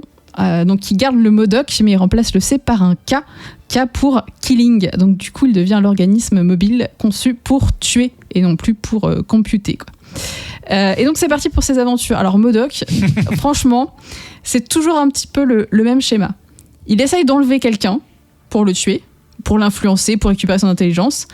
Et puis, il se fait trahir, son plan marche pas, parce qu'en fait, il adore, c'est ça son truc, il adore faire des plans. Et ça finit toujours par la même chose. On lui détruit sa base, ou il la détruit lui-même, tout le monde pense qu'il est mort, mais en fait, il est toujours en vie et il reconstruit sa base autre part. C'est toujours à peu près ça en résumé. Donc, à son actif, il a team up avec Fatalis. Fatalis lui a construit un super Bucky Android. Son objectif c'était de buter Captain America, mais en fait l'android était tellement bien fait, parce que quand même Fatalis c'est génial, que le Bucky Android n'a pas voulu tuer Captain America et s'est suicidé. Donc voilà, c'est ce genre de plan que fait MODOK. C'est des trucs hyper bien, hyper poussés, mais qui manquent de créativité, de quelque chose, et du coup ça foire à chaque fois. Il a aussi tenté de voler le corps de Namor, mais il n'a pas réussi. Il a tenté de kidnapper Hulk. Il a foiré Iron Man, il a foiré Miss Marvel, il a foiré la chose, c'est vraiment son truc. Il essaye tout. Il a même tenté de de travailler avec les dinosaures du pays sauvage, mais ça n'a pas marché non plus. Donc à chaque fois, c'est toujours pareil. Il revient, parce que tout le monde le croit mort, il revient, il refait sa base. Donc il fait des bases un petit peu partout dans le monde, il est quand même très fort pour ça. Quand le cube cosmique disparaît, il en recrée un. C'est vraiment son truc, quoi. Il y a une seule fois, on croit qu'il est vraiment mort. Et du coup, pardon, pas où il est vraiment mort. Une seule fois, il est mort. Mais du coup, les gens ont besoin de lui, alors ils vont le recréer avec un cube cosmique. C'est quand même beau. Donc, il revient toujours. Tu sais, c'est un peu comme l'histoire du chat. Je sais plus comment c'est la chanson. Tu sais, le chat, le jour suivant, il est toujours là, tu vois. Et c'est un peu ça. Donc, MODOK, c'est des échecs, beaucoup d'échecs, une intelligence surpuissante. Le mec, il calcule, tu vois. Il calcule tout le temps dans sa tête, mais il foire. Du coup, je le trouve hyper sympathique. Parce que, tu sais, c'est ce petit nerveux dans son fauteuil, là, qui est toujours... T'as l'impression qu'il est toujours vénère, mais il a un tout petit corps sur une grosse tête. Et je sais pas, il a un côté hyper sympathique.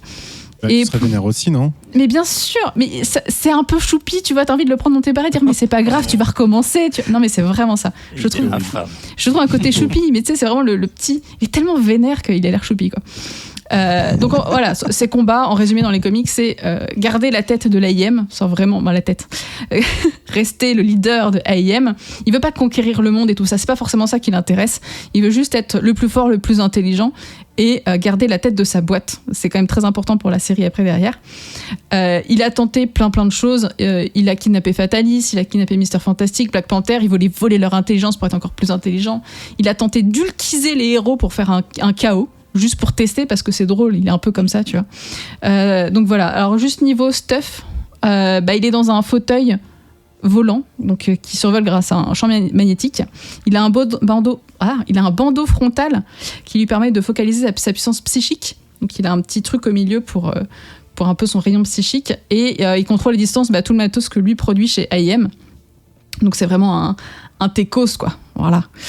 Et si, comme nous, vous allez suivre avec passion la série sur Disney+, je vous conseille MODOK Head Games, donc qui a fini d'être diffusé. Donc c'est un comics en 4 issues. Le TPB sort le 30 juin. J'espère qu'il sera diffusé en France, mais pour l'instant, il n'y a pas d'annonce. Et c'est par en fait les deux auteurs de la série. Ils ont fait un comics. Alors c'est pas du tout une adaptation de la série en comics, c'est plutôt une histoire autour du personnage de MODOK qu'ils ont repris pour la série. Et pour faire le lien entre la série et le personnage, en fait, dans ce comics-là, MODOK, il a des visions. Il a quelque chose dans son esprit, une sorte de souvenir qui le hante et il comprend pas trop d'où ça vient. Et en fait, ce souvenir, c'est le souvenir d'une famille, comme si lui avait eu une femme et 2 enfants. Voilà. Mais quand même, on va parler un peu de la série, j'en dirai pas plus. Mais donc ouais, j'ai beaucoup aimé m'intéresser à ce perso. Il est quand même très vieux, il avait été créé dans les années 60. Donc il s'est passé beaucoup de choses autour de lui.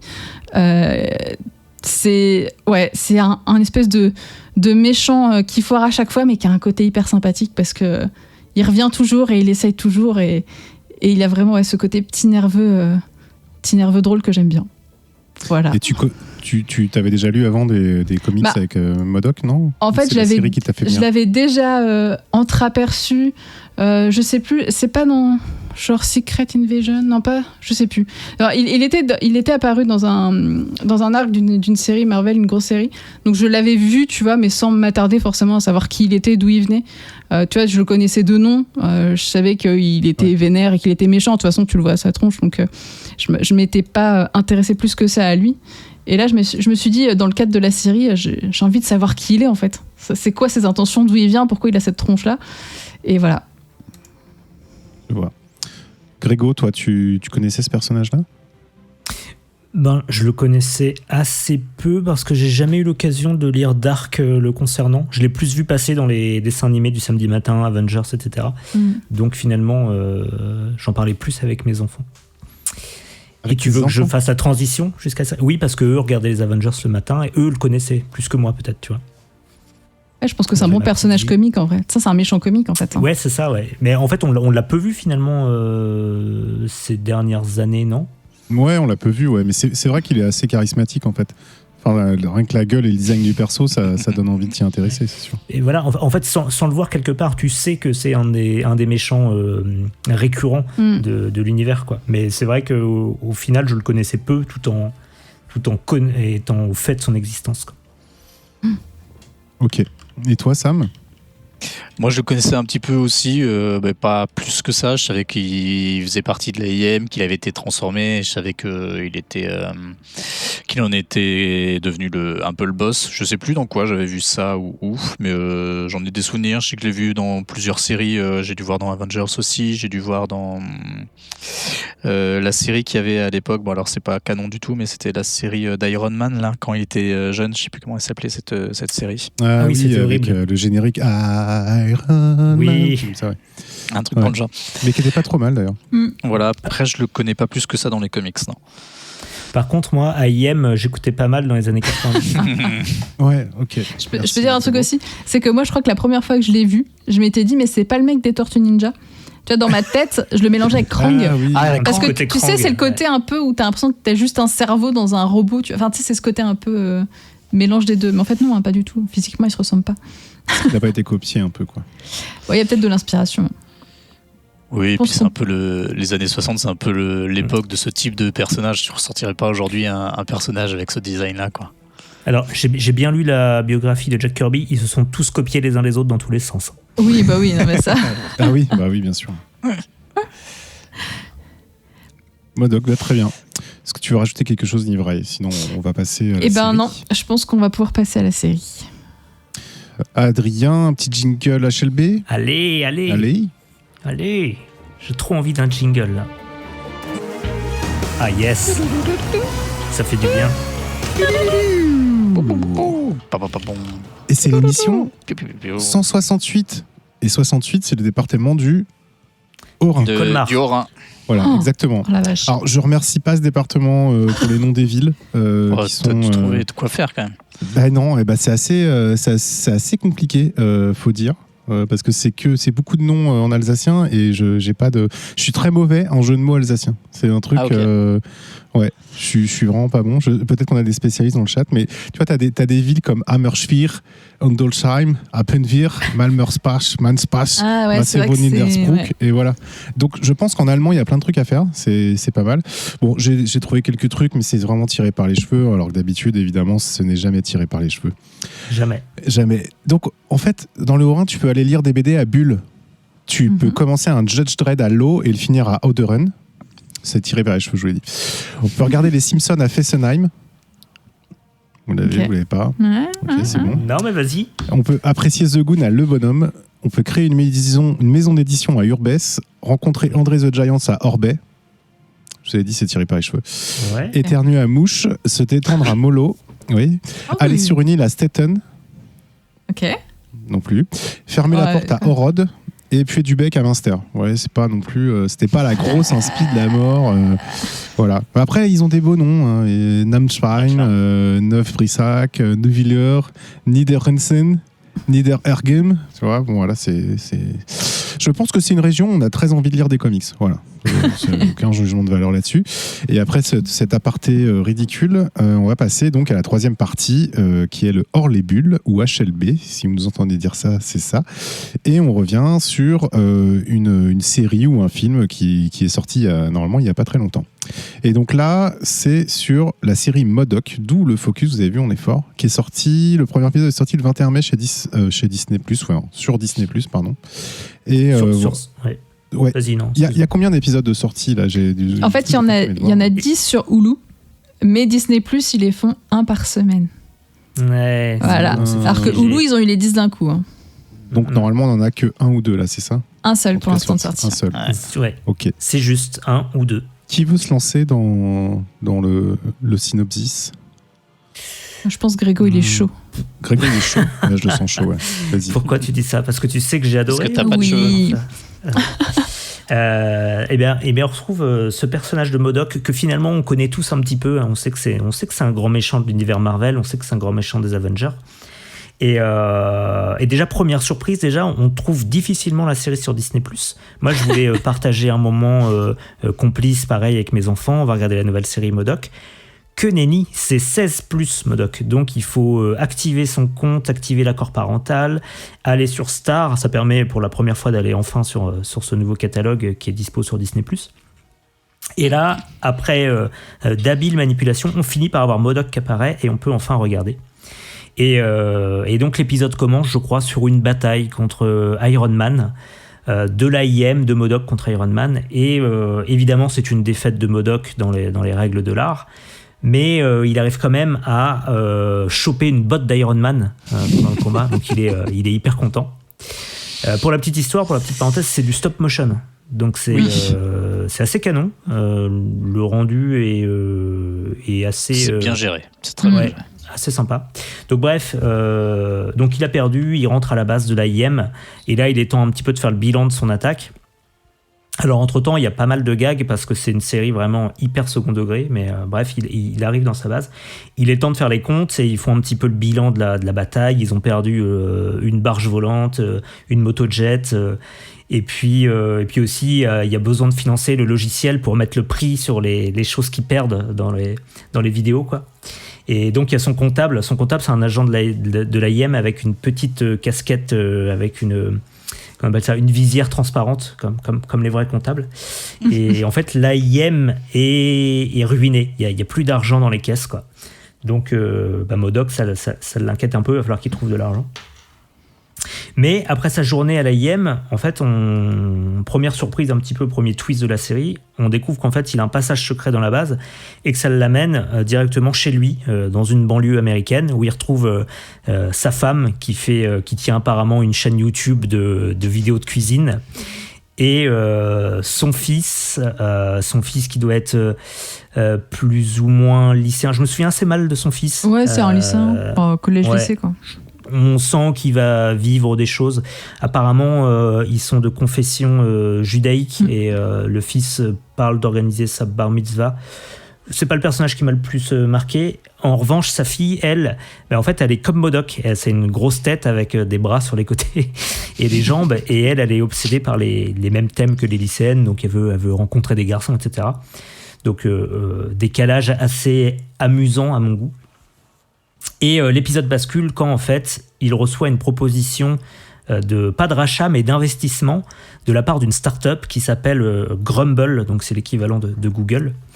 Et finalement il va finir par accepter cette offre. Et en se rendant à AIM le matin, là tout a changé, puisque en fait tous ces mignons là dans leur tenue de l'AIM, en fait ils ont un baby-foot, ils ont un espace smoothie pour consommer à volonté, etc. Et tout l'AIM passe dans un mood un peu cool comme ça, façon start-up. Et en fait ça va être le début de ses ennuis pour lui, en tout cas dans cet épisode, puisque finalement Grumble va prendre une part de plus en plus importante dans l'AIM. Et lui, il va chercher plutôt à reprendre le contrôle. Voilà un peu le plot du premier épisode. Et tout l'intérêt de la série, c'est un gros décalage absurde, constant entre son statut de super vilain de l'univers Marvel et finalement le monde réel. On va le voir dans une famille et avec des contraintes financières.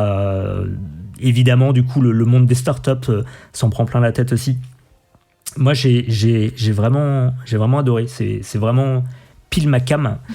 Malheureusement, il n'y a qu'un seul épisode dispo sur Disney+. J'attends vendredi avec impatience parce que je pense que je vais être très très très client tout au long de la saison. Et je suis curieux du coup de savoir ce que mes petits camarades en ont pensé. Oui, Nivrae. Ouais, écoute, ça m'a bien fait marrer. Juste la précision, côté animation, c'est les mecs de Robot Chicken qui s'en occupent, et ça se voit en fait, tu retrouves vraiment le même type d'animation et peut-être même le type d'humour. Je pense que l'un et l'autre sont liés. Et en fait, ça marche bien entre le décalage de ce super vilain et sa vie en famille, le côté Startup Nation là, qui débarque chez lui, ce côté... Comme je disais, ce méchant tout vénère qui arrive pas forcément à être méchant, mais qui est bien tout vénère, et ça marche bien. C'est drôle.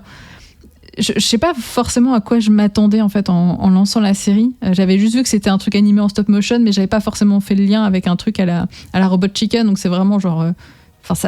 c'est pas sérieux par un seul instant, pas une seule seconde. C'est juste de la blague tout le temps, en permanence, du sketch, des trucs qui vont se passer derrière. C'est vraiment cool. Le seul truc que je comprends pas trop, c'est le fait que Disney, tu vois, les diviser et nous le diffuse ça un par semaine. Je trouve ça un peu dommage parce que c'est pas très long. Et je pense que t'accroches mieux en t'en enfilant plusieurs épisodes d'un coup.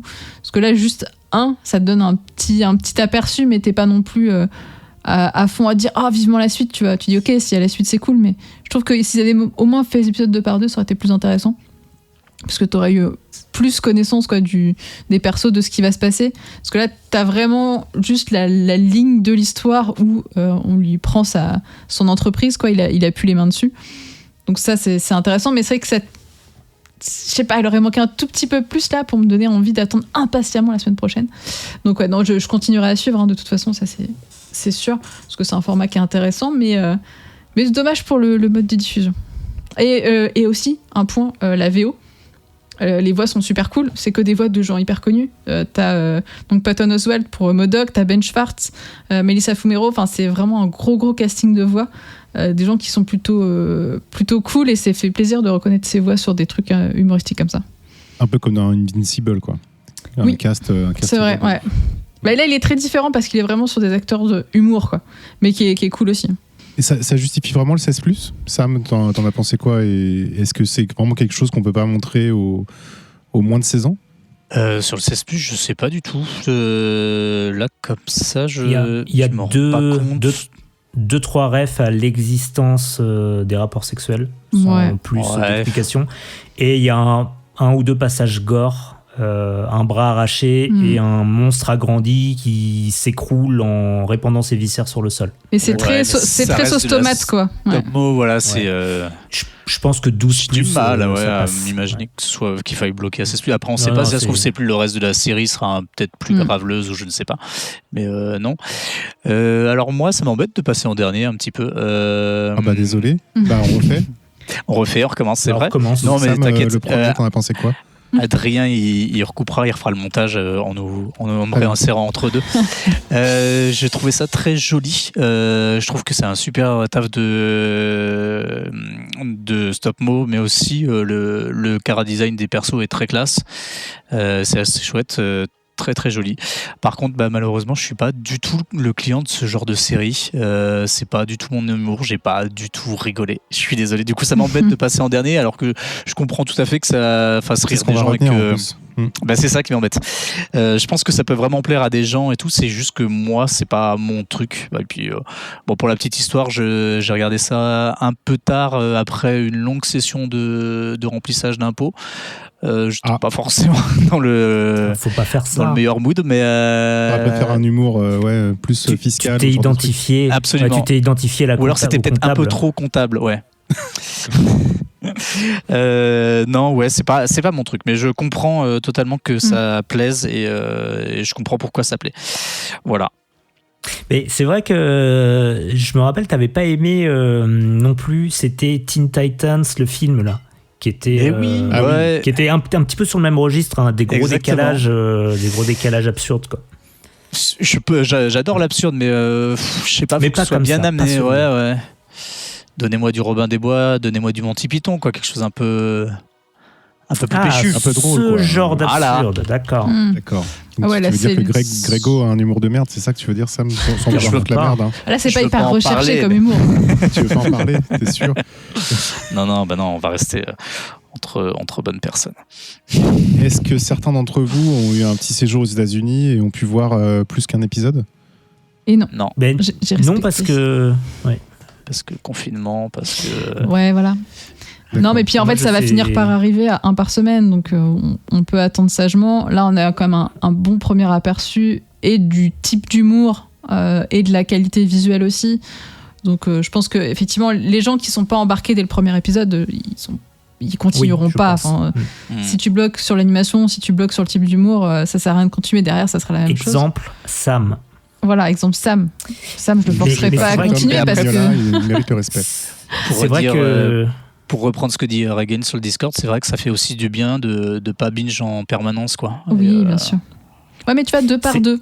J'aurais pas dit non à 2 par 2. Ouais, voilà, c'est pas faux. Ouais, je suis assez d'accord. Ouais. Moi, j'aime bien le rythme d'un épisode par semaine. Et Disney aime bien aussi parce que ça leur permet de faire parler de leur série pendant 2 mois. Mais là, si j'avais eu 2-3 épisodes à binger, je les aurais bingés sans souci. Et d'ailleurs, même si j'avais su qu'ils étaient dispo sur Hulu et donc potentiellement ailleurs sur Internet, je pense que je serais allé les chercher pour bien préparer l'émission. D'ailleurs, je vais peut-être le faire après l'émission, tu vois. Bah, c'est bien de bien préparer l'émission après l'émission. Je fais toujours c'est comme ce qu'on ça. fait. Pareil Ah, pour mais là, Roger Kirby. on l'a préparé dans le respect de la légalité française. Mais effectivement, Mais ça, ouais, c'est tout à ça, fait. sur 10 épisodes, ils auraient réparti ça sur 5 semaines au lieu de 10 semaines. Ça aurait Et pas ouais, été alors un le mal. quoi. CSA, qu'est-ce que tu vas faire? Ok, donc plutôt des avis un peu Bah, qui je pense diffèrent, qu'il faut mais, regarder le premier. Le premier te d'accord. donnera un rapide Exactement. résumé Oui, c'est de tout à un fait peu tout comment ça va se passer. Quoi. D'accord. Ouais, Après avoir et- regardé le tuto pour comment regarder des 16+ sur Disney+. Et c'est vrai que Reigen le précise aussi dans le Discord, mais il n'y a pas besoin d'avoir une grosse référence dans l'univers Marvel, Ah oui, clairement, ou même de l'histoire de l'IM et de MODOK. Ouais. Tu sais juste que c'est un super vilain avec ses sbires. Et voilà, Ouais, ça je roule. pense que tu rates quelques blagues, mais qui n'est pas Peut-être. l'essentiel en fait. On te résume un Oui, peu genre le le- truc. Oui, de toute Le façon, c'est super parodique, hein. adaptoïde qui Ouais. se transforme Et même en Blender chez lui. Quoi. Son origin story est pas tout à fait la même parce que là, dans la série, il est né avec cette grosse tête. Il a vécu une adolescence compliquée avec cette grosse tête, donc c'est pas lié du tout au fait qu'il était transformé D'ailleurs, pour plus le- tard, quoi. Pour le coup, il est beaucoup plus mignon qu'il peut être dans les comics et du coup, je comprends le côté Tu so m'étonnes. cute de Nioray. Ah ouais, bah là, Pour le il est. coup, mais non, il est- n'a pas de coup, justement. Oui, mais là, il est méga cute. Il a limite la tête carrée, bien Oui, bloquée c'est dans ça, son il est- truc, tu vois. Il est limite kawaii, quoi. Ouais. Ah oui, puis Ouais. sa fille en plus est hyper kawaii à côté, donc. On voit les IM ou pas avec leur vieille tenue toute jaune Oui, Ouais, oui, ouais, c'est ça qui est on les drôle. voit, les jeunes, ouais. Et par-dessus, il y a la casquette du comptable, tu vois. la Et ils ont l'air casquette du compte. Aussi tu verras. intelligents que des mignons, tu vois. Oui, bah bon, Genre dans les vraiment, comics, ouais. c'était un peu des goons, ils se faisaient un peu défoncer. C'est Et ça. voilà leur casque d'apiculteur. Et je bah, tiens à dire que exactement. le fils porte Exactement. des crocs. Et ça s'en dit non déjà, Son de base. fils porte des crocs, Comment c'est tu vrai. dis? Le fils de MODOK porte des crocs. Et ça, on Bah, a dit non. On a le titre de l'épisode. Le fils Et non porte des pas, crocs, et non je pas pense le que ça vaut. fisc porte des crocs. Oui, non, on Oui. sait que malgré la déclaration d'impôt de Sam. Donc ok, donc plutôt, vous êtes plutôt teasé par ce premier épisode, quoi, Ouais. Oh, globalement. Moi, je continuerai. Et toi, par contre, Sam, pas du tout. Tu regarderas pas la suite. Non, je regarderai pas. Oh, C'est non. pas mon truc. Oh non, Je vais plutôt aller regarder The Bad Batch et d'accord. Ah là là, on Tu- est et tellement vous pas pouvez d'accord. faire les deux, hein. Moi je fais les deux, hein. Ça passe. Moi, j'ai abandonné déjà Bad Batch, tu vois. Et je c'est parle, pas vrai. Je parle sous contrôle de Golden Greg qui nous écoute, je crois. Et il y a des figurines de prévues, il y a déjà des choses sorties ou pas? Oh bah, c'est sûr. C'est sûr. On Bah- attend la réponse dans le Discord. D'ailleurs, Parce que c'était sorti chez Ulu Parfaitement. à quel moment? en Chez fait, au Marvel même Legends. moment, le jour où Hulu et en fait Disney Plus et Hulu ont tous les deux sorti le 21 mai, sauf que Disney Plus c'est qu'un épisode et Hulu c'était tout d'un coup. Oh, ok. Voilà. Donc on entendra, ah oui, parfaitement dit Golden Greg, effectivement. Donc on aura peut-être un petit sujet dessus dans 20th Century Toys, peut-être, ou un petit déjeuner. Tu pousses le truc là. Et Je franchement, pousse le il truc, est, bah, il j'essaye, est- tu vois, je tu vois, il est fais tellement du mignon dans la crossover. série. Et le fait que ça soit du stop motion en plus dans la série, ça donne envie d'acheter la figue direct. Tu vois. Oui, c'est vrai. Parce que Moi, je la veux. c'est les jouets en fait. Une pub pour les jouets, en fait. Mais oui. Ah, Bah tiens, oui, bien sûr que c'est une Ah, le pub pour revoilà, des jouets. lui. un petit Larousé des Bois. Et toi, Ah, c'est t'as des t'as jouets, l'impression qu'ils ont fait la série avec les jouets que tu vas acheter. Donc t'as envie d'acheter les jouets Oui. pour refaire la série. Du coup, c'est quand même. C'est-à-dire qu'on a un animé, on va dire, c'est de la stop motion, 16+, qui veut vendre des jouets. C'est un peu. C'est nouveau. Et ouais, ça. elle connaît son public. Oui, Ouais. au pire, si on a dit n'importe quoi, bah, venez en parler sur les réseaux sociaux. Mais oui, venez en parler sur les réseaux sociaux, évidemment. Est-ce que vous voulez rajouter quelque chose à cette série MODOK? D'ailleurs, un petit jouet et en fait, il y a un petit trou pour le réacteur sous la tête de MODOK. D'ailleurs. Oui. Qu'est-ce que tu Un veux jouet dire pour par là? Est-ce que adultes. tu veux. Oui. Non, mais c'est une mauvaise idée. Enchaînons. Ah oui, Enchaînons. mais c'est dégueulasse. Ok. Est-ce qu'on peut clore ce HLB ou est-ce que vous avez encore Non, des révélations à faire? Mais Je testez. reparlerai régulièrement quand je regarderai la suite. Ouais. Testez au moins le D'accord. premier épisode. Donc, la suite des avis dans Comics Outcast 171. Très bien. Eh ben, merci. Merci pour ce hors les bulles. Avant de clore ce Comics Outcast qui, ma foi, était très court. Je vois Adrien jubiler au loin. Oui. Donc, vous l'avez compris, Comics Outcast fait partie du label Vaisseau Hypersensas et on a un Patreon. Un Patreon, à quoi ça sert? Eh ben, ça sert à nous donner de l'argent pour qu'on puisse partir en vacances, se reposer et mieux préparer les émissions. C'est totalement faux. Ça nous aide à donner, ça nous donne un petit coup de pouce pour enregistrer les émissions, acheter du matériel, louer le studio quand on pourra y retourner, ce qui devrait pas tarder, je pense. En tout cas, pour Whisperos, petit teasing, le prochain, ça sera peut-être au mois de juin et on sera dans le studio. Donc voilà, n'hésitez pas à aller voir sur le Patreon Vaisseau Hypersensas. Vous avez plusieurs avantages, dont avoir des bonus sensationnels. Vous êtes au courant des enregistrements en avance et vous pouvez y participer. Alors on n'enregistre pas toutes les émissions. Je rappelle, on a combien ? On a 12 émissions maintenant, avec les 2 derniers nouveaux qui sont Mon Carnet, qui sont des histoires écrites et lues par Riette, et Cinécure, un podcast sur le cinéma, présenté et animé par Charles-Eddy. Donc voilà, on a une 12aine d'émissions, on a quand même une vingtaine d'heures de contenu à peu près. Hein. Franchement, un petit applaudissement s'il vous plaît. Bravo. Bravo. Ouais, Il est pas voilà. prêt, il est pas prêt. Je vais proposer aussi Mon Carmé, un podcast sur Jean Carmé, tout simplement. Eh ben écoute, c'est fantastique. Et moi, je vais proposer Mon Carnet, un podcast sur le monde incarné. Voilà. Oh non. Vous voyez, nous foisonnons Je d'idées l'écouterai. et tout votre argent sert à ça. Donnez-nous de l'argent. Bientôt sponsorisé par l'industrie pharmaceutique grâce à Sam. Merci. Donc voilà, allez faire un petit tour sur le site Vaisseau Hypersensas parce qu'il y a des gens formidables qui l'ont développé, qui l'ont designé. Et on aimerait bien que vous y alliez. Surtout, vous retrouvez toutes les émissions de tous les différents podcasts. Hein. Il y a le Défaussé, Whisperos, C'est cool, c'est quoi, 20th Century Toys, on en a parlé tout à l'heure, etc. Donc voilà, et surtout venez nous voir sur le Discord, je le répète, mais c'est vraiment le lieu où on discute le plus, où on donne le plus d'infos sur les émissions que l'on va sortir, et là vous pouvez nous poser des questions, vous pouvez nous reprendre sur ouais mais vous avez dit que Modoc machin, alors qu'en fait Modoc bidule, voilà, on sera très ravis d'y répondre, et puis vous allez voir, il y a une communauté qui est très accueillante et très bienveillante. Et en parlant des patronautes, je voudrais remercier les patronautes qui nous soutiennent au palier le plus haut de ouf. Merci à Johanny, Akbar, Alak, Damien, David, Gwenolé, Lionel et Fanny, Matt, Perchak, Rekma et Vincent. Merci aussi à tous les autres, mais si vous voulez qu'on vous cite dans l'émission, bah voilà, qu'est-ce qu'il faut faire ? Il faut sortir sa petite carte bleue, aller sur Patreon, et puis augmenter le palier, quoi. Ouais, C'est une forme de raquette, tout simplement. Une forme de raquette, absolument, mais une raquette sympa, quoi, tu vois, parce qu'on est, Un on est Rocket sympa. Raccoon. Un Rocket Rocket Raccoon. Exactement, voilà, oui, une qualité de jeu de mots comme ça dans l'univers radiophonique, vous avez jamais vu. Peut-être les grosses têtes, mais encore, quoi. Ah, mais il y a des meilleurs jeux de mots dans les bonus qui se trouvent sur le Patreon, faut le savoir. C'est vrai, Ouais. c'est vrai. Et exactement. Les bonus qui ne sont toujours pas sortis, je sais pas à qui c'est la faute.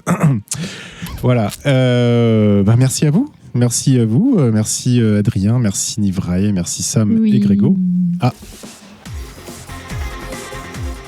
Et voilà. Ah. Et je vais commencer par Sam parce qu'il m'a dit voilà, il aime pas être le dernier. Donc Sam, ça va? Je ne pas être le dernier pour dire des méchancetés. Ça Ça va un bien. traumatisme du T'as foot. passé une bonne émission? Toujours bien. Ben oui, c'était court. On va pouvoir aller faire dodo. C'est chouette. C'est incroyable. T'as vu, c'est incroyable. C'est Dis-le si ça t'emmerde. de faire Ouais, le ça podcast. m'emmerde un peu. Ouais, j'avoue, c'est vrai. Où est-ce qu'on te peut retrouve, rallonger Sam? l'émission. Retrouvez-moi un petit peu sur le Discord, Attends. j'essaye, mais pas tant que ça, mais j'essaye. Donc voilà, je fais des coucous. Je suis énormément les Twitch de la Misée Férielle sur le Défaussé, le Twitch du Défaussé. Là, on papote un peu plus. Et puis un petit peu partout, un peu dans le Défaussé, du coup, dans les émissions, un petit peu sur Twitter, mais je suis pas un foufou des réseaux sociaux, et sur Instagram. Voilà. Ouais, mais on te retrouve aussi beaucoup dans le Défaussé. T'es bien humble, je trouve. Oui, bah oui. Sur les épisodes spéciaux sur les JDR que je vous invite à aller regarder. Et le dernier, d'ailleurs, est disponible sur Twitch. Donc, comme tu l'as dit, sur la scène Twitch du Défaussé, où Zef stream de temps en temps, régulièrement même, et il vous présente des jeux et parfois des JDR. Donc voilà, Je serai courez-y. dans l'émission de demain du Défaussé. Oh là là, Alors, c'est allez teasing. Tu peux dire quel jeu de rôle ce sera ou Pas du non, tout. pas du tout. Je Tu suis n'as pas le sur droit. le couvert de secret. C'est fou. Tu serais patronaute, tu aurais le droit de te le dire. C'est vrai. Bon, je me le Si. dis malgré tout parce que je suis patronaute. C'est la classe. Tu serais pas patronaute? Ouais. Moi, je suis- Pas je suis- patronaute. Je suis un peu note. Je suis un peu note. Mais pas trop note, quoi. Un peu, mais pas trop. Semi. Nivrae. Oui. Où te retrouve-t-on? Oh, je suis en vacances à Hyrule. Le reste du monde ne m'intéresse peu. Non, mais sur le Discord, les gens, ils savent très bien. Ils font un Hacknivrae et j'arrive en mode vénère. Et à chaque fois, je suis là. Mais ouais, non, pas de grosse actu. Hein. L'Eurovision, c'était génial. Je ne regarde plus. Je vis Eurovision encore pendant un petit mois, le temps de m'en remettre. Et puis après, je reviendrai à la réalité après l'Euro, des comics. tout court. Après, il y a l'Euro. Bah oui, je vis Euro. Eh oui. Euro étoile. Il n'y a jamais eu de podcast de comics sur l'Eurovision. Tu sais, un truc un peu shonen. Oh putain, j'aimerais C'est vrai, tellement. ça manque, c'est dommage. Non, mais c'est. Ouais. Je veux. Trop bien. À la Ouais, mais en fait, Marco, la c'est pas assez on américanisé. décortique. Parce que les Américains en auraient fait un direct s'y participaient. Parce qu'ils sont très jaloux de la compétition, faut le savoir. Et Mais du coup, tu annoncé sais, que les autres pays se sont pas lancés. Pourtant, la scène comics italienne pourrait. Hein. Ils ont gagné cette année, donc. Ou un documentaire Netflix à la Formula One, tu sais, sur l'Eurovision. Ouais, Bah, il y a ça eu peut un faire film. aimer l'Eurovision. Il y a eu un film Ouais. Eurovision sur Netflix, tu sais, Grégo. Je vois. Et d'ailleurs, t'as parlé d'étoiles. Oui. Bah oui, parce que si les gens aiment bien ce qu'on fait, bah il faut Faut en aller mettre mettre 5 étoiles 5. sur iTunes. Mais oui, Apple ouais, Podcast. commentaires positifs, Mettez-nous 5 genre étoiles. On en PTDR, manque. LOL, trop fort et tout ça. Ouais, ça fait longtemps On a qu'on n'a vraiment pas eu besoin de vous d'étoiles. là-dessus. Ouais. Et du C'est vrai qu'on coup, en a on est besoin. S'il À la vous fois plaît, triste et chafouin. donnez-nous des étoiles et Et- écrivez des commentaires sur iTunes et sur tout le reste. Trace-toin. Des quoi? On est triste et chafouin en même temps. On est trace-toin. On est Trastoin, exactement. Trastoin. Grégo, on est-ce que avait tu dit es que c'était un Trastoin podcast sans mots valises, donc je refuse. Ok. Tu es Trastoin, Grégo? Non, je suis pas trastouin, je refuse les mots valises dans les podcasts. Et où est-ce qu'on peut te retrouver à part la déchetterie de Rouen? Vous pouvez me retrouver sur le Discord en me mentionnant @crew, CREW. Putain. Ou Et, quel enfoiré. LULU. Vous pouvez aussi me retrouver sur Twitter en me mentionnant @benrenault, BENRENAUT. Et d'ailleurs, je me suis solennellement engagé à reprendre les entre guillemets strips des petites bandes dessinées Ah de 3 oui. cases. Vais-je tenir mon engagement? C'était chouette. L'expérience a montré que j'ai tendance à ne pas tenir mes engagements, mais qui sait? Donc, Adrien passez Larizé. jeter un œil. Oh, elle est bien Oh. celle-là. Oui, non, mais est-ce que tu critiques tes Oui, petits camarades? tu veux que je rajoute quelque chose? Non, non, écoute, non. Tu vas rajouter après sur la tu veux un outro jeu qui est de mots déjà assez longue. Mais réfléchis à un jeu de mots et après que j'aurai parlé à Adrien. Je l'ai tu déjà. le feras. Bah, je voudrais quand même qu'il nous dise, Adrien, où est-ce qu'on peut le retrouver. Retrouvez-moi sur Twitter, Adrien Larouzé, LARUZ2E. Et puis sur le Discord, au mieux que je peux. J'ai été un petit peu dépassé ces derniers jours, mais je suis quand même là, je rôde. N'hésitez pas à me mentionner en faisant le @CREW. W, bien sûr. Et donc, vous aurez compris, il faut être sur ce Discord. On a un peu plus de 500 membres et 200 000 auditeurs. Que font les autres? Je veux dire, venez sur le Discord, quoi. Enfin, bref, c'est Franchement, c'est une incroyable. communauté de pipous. C'est vraiment bien, on s'y sent bien. Exactement, c'est des gros pipous et pipouzes. Grégo, donc, Oui. ce jeu de mots, vas-y, c'est à toi. Ce jeu de mots, c'est cette conclusion est très longue. J'ai peur de faire un burn-out trop. Bon, bah Je voilà. valide. Je valide. Et voilà, un grand merci à nos auditeurs. Bisous. Mais ne t'inquiète pas, pour cette blague, on ne te fera pas un Voilà. procès d'outro. Oh, Alerte au gogol. ne vous désabonnez pas, s'il vous plaît. Alerte au gogol, les enfants. Pourtant, il est pas si tard.